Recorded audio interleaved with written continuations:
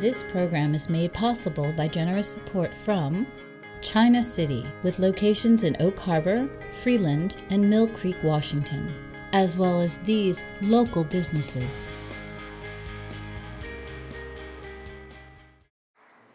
We were 3 girls growing up in Oklahoma, my sisters and I, and we spent a lot of our time outdoors. We were encouraged by our parents because our mother had spent so much of her time as a child roaming the Rock River of Wisconsin with her dog Lux. When our family moved to Washington in 1956, it was soon that we were exploring the beaches of Whidbey Island. And in the 70s, after college and after graduate school, I spent 4 years traveling around the world with my husband, Todd. We'd go to some place, land there a while, work there if we could, and then we'd move on, always moving west. Here, we're leaving American Samoa.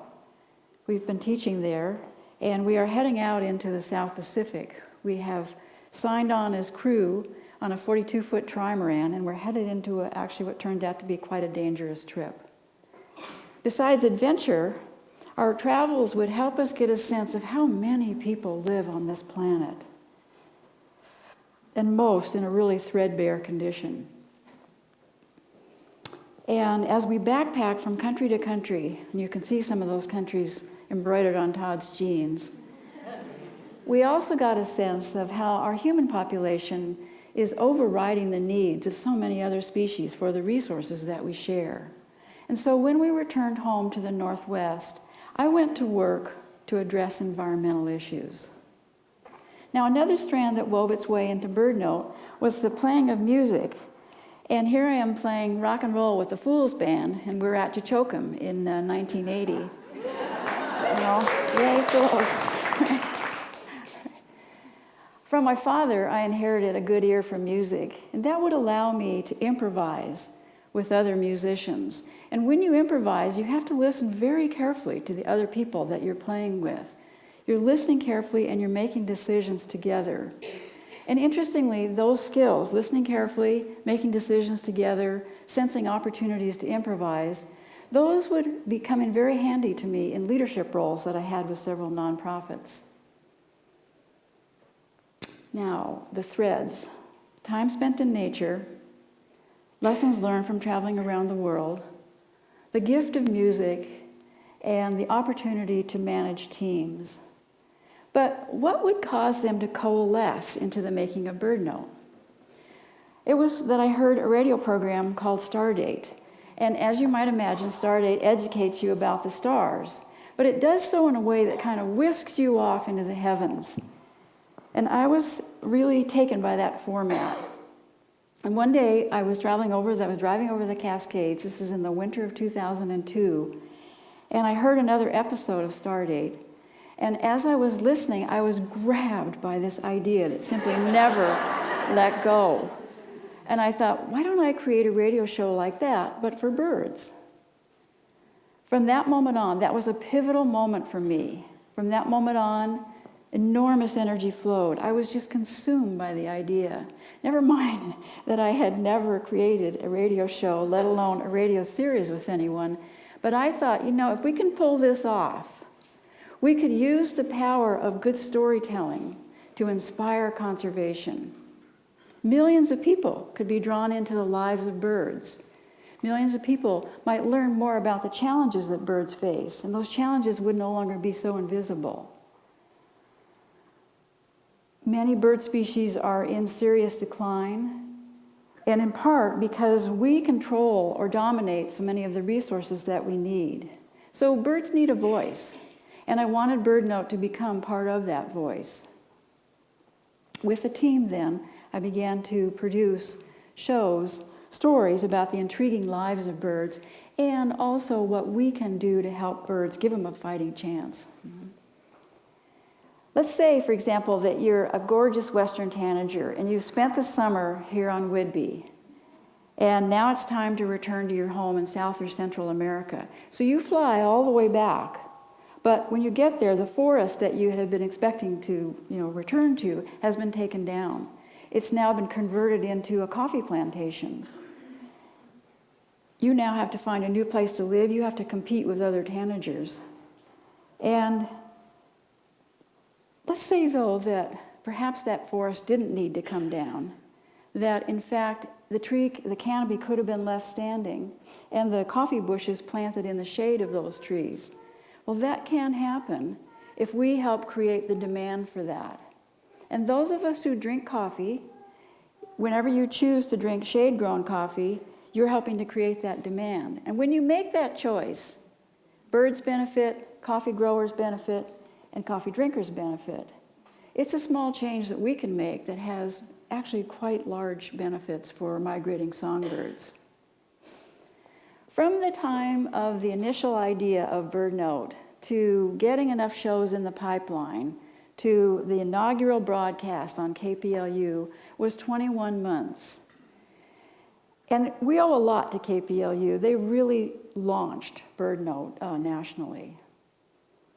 But what did I learn in those 21 months that might be useful to you if you're thinking about launching an idea?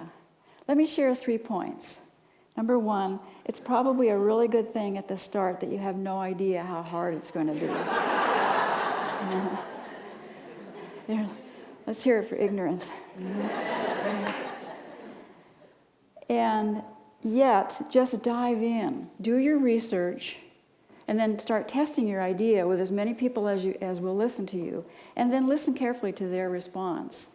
Now, it happened that I was the director of Seattle Audubon at the time, and so any chance I got, I would say, if you could hear a radio show about birds, what elements would it have to really resonate with you? And then for a year and a half, I asked that question, and I wrote down what they told me. I took very careful notes. Point number 2, ask yourself, what am I good at? What are my strengths? And then weave those strengths into your plan, because you're going to be heading into uncharted waters, and you want to give yourself every possibility to succeed. Point number 3, create a really good team. Create a great team. Look for excellence, look for enthusiasm, look for knowledge and know-how. Look for people who command respect. And then bring those people onto your team who are motivated by a shared vision. Now, it happened that several members of the initial BirdNote team had strong ties to Whidbey. Frances Wood was our lead writer. Nancy Rumble, along with KPLU's John Kessler, composed and played the theme music. Nancy Nordhoff and Ardell Kuchenbecker made major investments in BirdNote. And even today, my husband Todd continues as a writer for BirdNote. And Whidbey has been a wealth of material for BirdNote. We have featured, for example, several of the true stewards of nature who live right here among us. People like Heidi Holting, Linda Bainbridge, Emily Zerwanka, Govinda Rosling, Russell Link, Craig and Joy Johnson. Their stories have now been heard by more than 1 million listeners on now more than 200 radio stations. So who knows how many people they've inspired. And by living at a quiet place on Whidbey, I've been able to record the sounds of birds. Here I am recording at dawn, and if you're thinking, is she wearing her nightgown and farm boots? You are right. And I would often do that. It was dawn, after all. But nobody on the radio would know that, listening to the radio. I've been humbled, or I am humbled, by the ability of birds to sing in spring. Either they have made it through a potentially very difficult winter, or they have flown a long way to be here to sing. Their endurance, as well as their exuberance, is humbling. And these are the birds that tie us in to the changing of the seasons. It was Rachel Carson who wrote Silent Spring, who wrote, "There is symbolic as well as actual beauty in the migration of the birds. There is something infinitely healing in the repeated refrains of nature." And now I want to leave you with one of my favorite ways that birds help us tune into nature. So let's eavesdrop on their singing at dawn.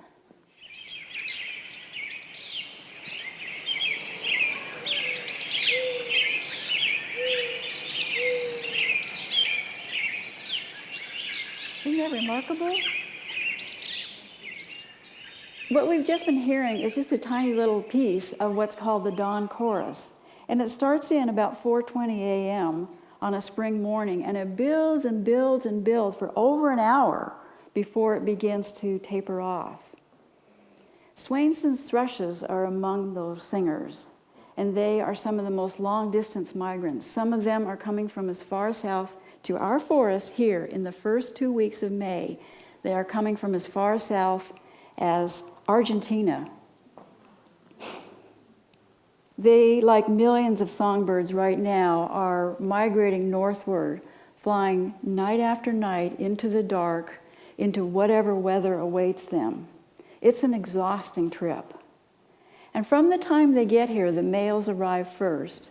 Nearly from the moment they touch down, they begin making this exploratory call. They want to find out who else is in my territory, and whose territory might I be in.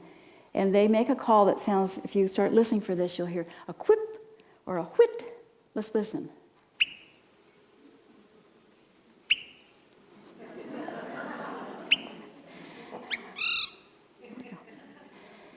About 2 weeks later, the females start arriving, and then the males break into this beautiful, flute-like upward spiral of a song. Let's listen.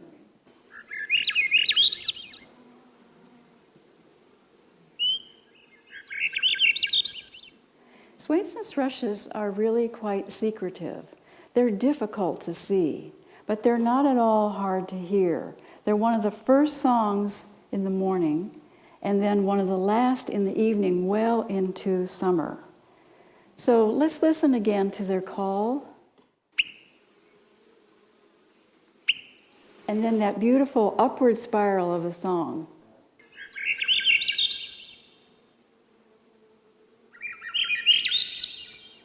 Be listening this spring when they return, because I want you to be one of the first to know.